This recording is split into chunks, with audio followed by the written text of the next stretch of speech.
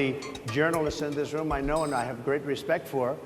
A lot of the journalists in this room are black. I will tell you that coming from the border are millions and millions of people that happen to be taking black jobs. You had the best. What exactly is a black job, sir? A black job is anybody that has a job. That's what it is. Anybody that has a job. All right. You're an active man. We see you golfing all the time. But if you win, you'll still be president at 82, which is older than Biden is right now. But not mentally. Look, mentally. Here's the question. He shot. But here's the question. Would you consider stepping down if you felt that your health was declining? Or would you? Oh, absolutely. And who would I think I'd know. How would you make that decision? I think I'd know. Look, if I came onto a stage like this and I got treated so rudely as this woman treated me. Oh, my goodness. And I'm fine with it because she was very rude, sir.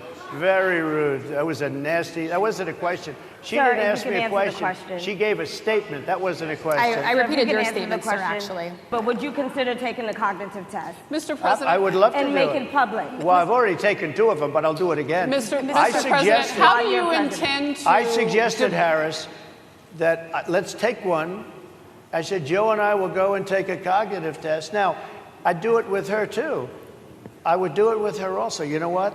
She failed her law exam. She didn't pass her law exam, so maybe she wouldn't pass the cognitive test. Mr. President, are you saying she wouldn't pass? Just to be clear, I'm just giving you the facts. To be clear, you don't think Harris... How do you intend... She didn't pass her bar exam, and she didn't think she would pass it, and she didn't think she was going to ever pass it.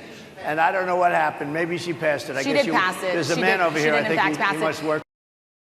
When Time Magazine asked you if you would consider pardoning all the rioters, you said, yes, absolutely. Sure. You called them patriots.